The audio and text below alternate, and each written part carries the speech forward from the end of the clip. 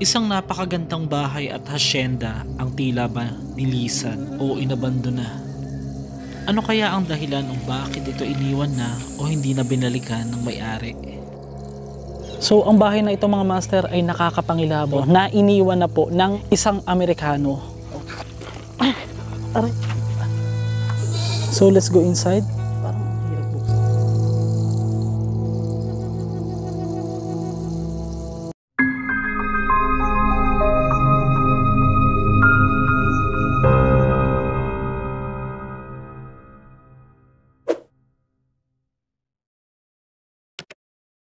So welcome back to my channel.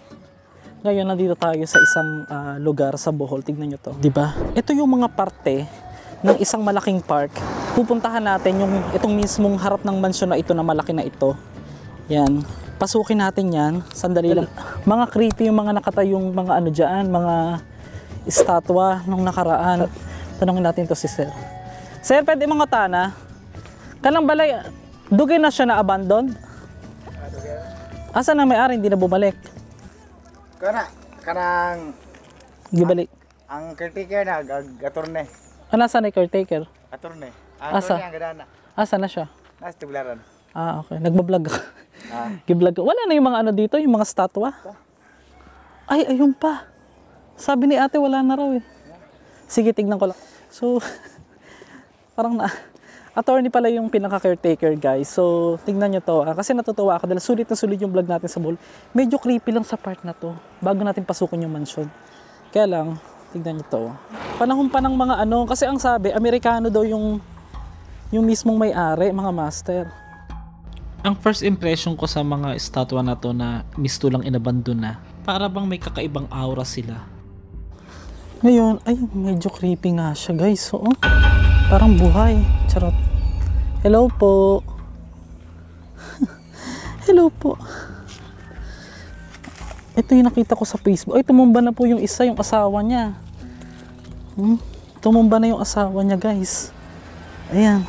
So, ito, panahon pa ng mga Amerikano. Parang ito yata nagsisilbing, ano nila, no? Pinaka, ewan ko ba't kinikilabutan ako. Ang creepy kasi na itsura, charot. So, ayun yung harap ng bahay nila. Pasukin natin. Nagpaalam naman tayo sa mga. So, bakit kaya may mga ganito dito, no? Parang feeling ko ang tagal na. Napakatagal na nitong panahon. No?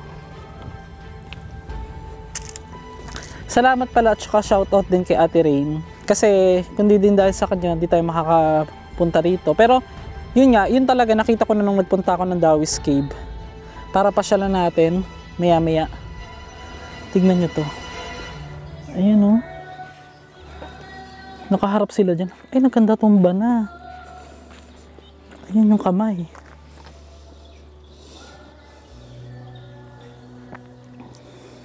Si atin tumba. Te, tayo na te.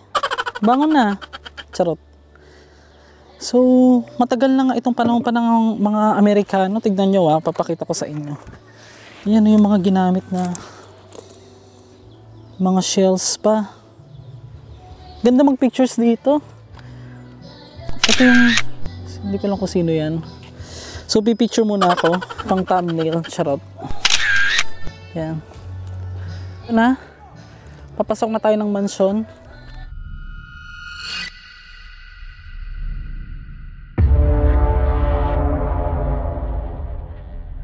So, ito yung harap ng bahay. Ganda. Doon tayo dadaan. So, pag diniretso mo ito na yung papuntang Dawis Cave, mga master. Malapit siya dito.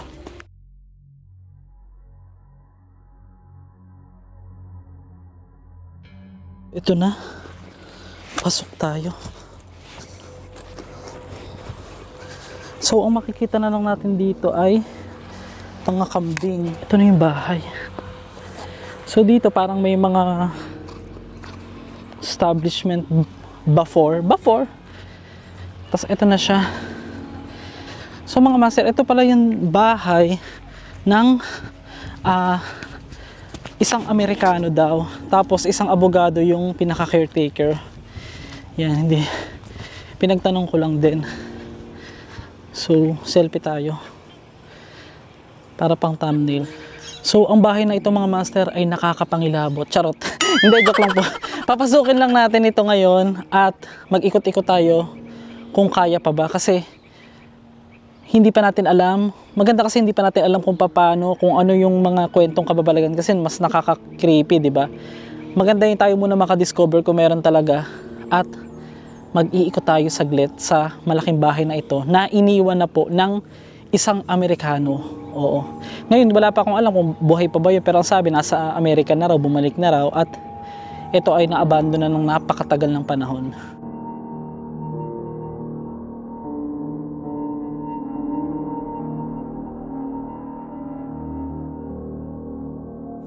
Sulit na sulit po yung vlog natin sa Bohol, guys.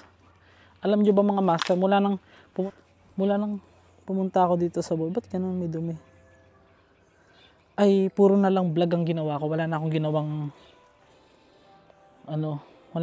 tama. Charot.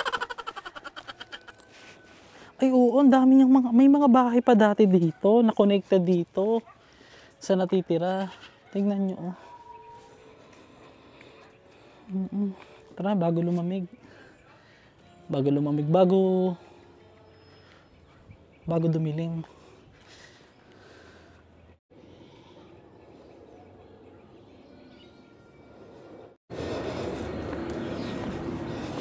Pasok na ba tayo agad? Sandali lang guys, ikot ko muna kayo sa paligid. Huwag masyadong excited yung iba. Charot. Ay. Sayang. Pero guys, ako naman, masasabi, ano to? At may malaking ano dito? Ito, tanong natin to si sir, baka alam yung background. Yung bahay oh. Sensya na kayo, may maingay na aeroplano. Ang laki ng bakuran niya. At meron pa dito. Ang laki.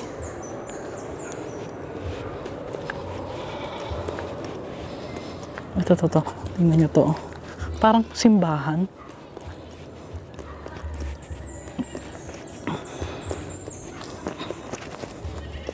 Ang ahas ang naalala ko.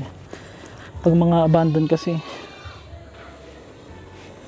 Ay, may swimming pool sa loob. Pasok tayo. Pasukin natin. Kaya hindi tayo dadaan. Walang daan dyan. Grabe, no?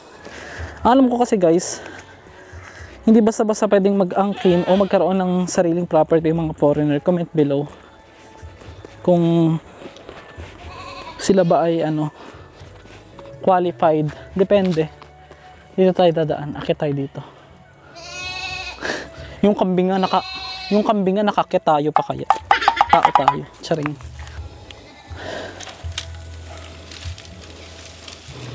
Alam niyo naman ako mahilig akong mag-over the backod. Aray.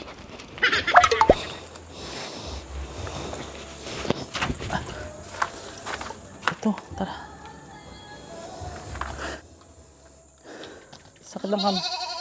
Sakit ang kamay ko. Tingnan nyo to. Ay, ang laki ng swimming pool.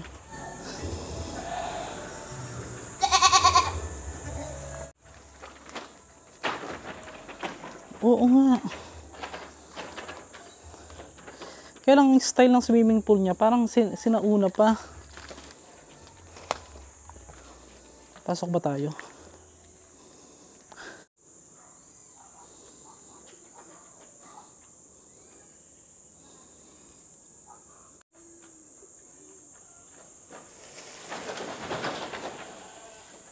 May mga kalapati pa naghihintay. Tapos dito naman yung sa part na yan. Dito tayo sa part na to. Yan. Kasi baka tumama tayo sa niyog eh. So tingnan nyo dyan. Nakikita nyo sa drone. Ang ganda ng bahay, no? Laki.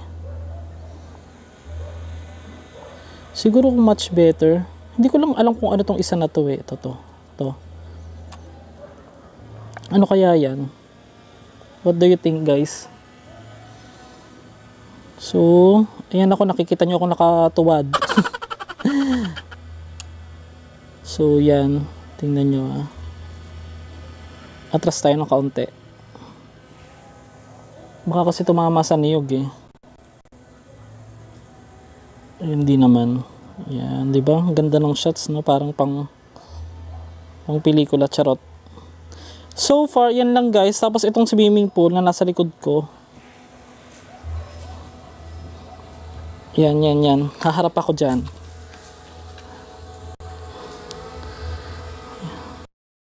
Dito sa kabila. Sa mga nag-aaral mag-drone, ay, ang creepy. Tingnan natin yung bintana.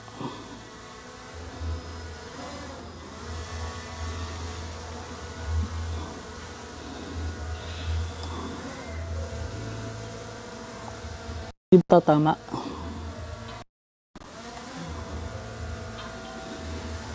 Silipin natin. Ay, hindi siya kita.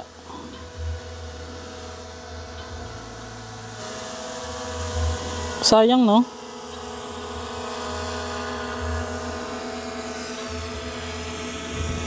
Sarap magpalamig sa drone. Sarap. So, let's go inside. Sa ngalan po na Jesus. Oh my gosh. Okay. Ang laki ng bahay. May mga sapatos, may mga gamit-gamit dito. Mainit. Yan. May gugutom ako. Charot. Ay, biglang sumulpot, no? Tingnan natin. Nakabukas naman. So, yan po. Check na po natin.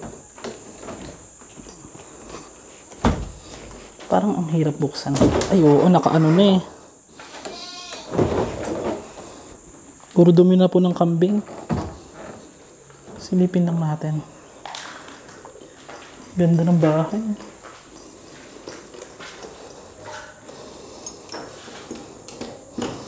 Hindi na talaga. Nakaano na po kasi yung... Saan yung taas nito? Paano tayo papasok sa taas? Dito.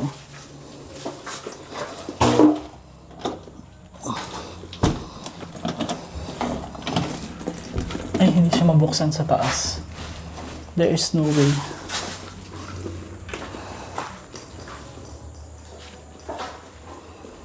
Wala bang daan pa papuntang taas? Gusto sana mapuntahan yung taas.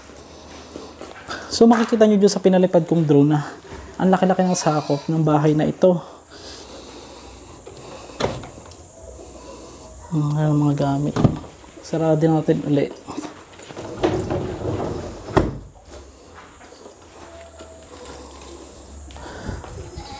Paano tayo dadaan sa loob? Ay! May mga kalapate. Ang dami, oh. Ang daming kalapate. Tignan nyo. Nasaan na? Hindi ko makita. Ayan, oh. Ang daming kalapate.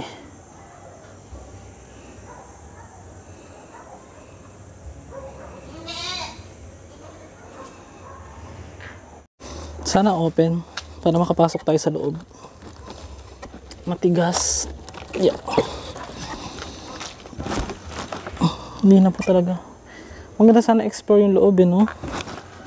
Pag mga ganyan, pwede ko na talaga pinipilit ay mabuksan eh. Ayaw. Sa estilo pa lang ng bubong may papansin nyo na talagang napakatagal na lumang-luma na ang bahay. Kahit ang swimming pool na ito, imagine mo, no? Kung may babalik o maire-restore ang panahon, siguro masasabi natin na isa siya sa pinakatanyag o pinakamayamang tao dito.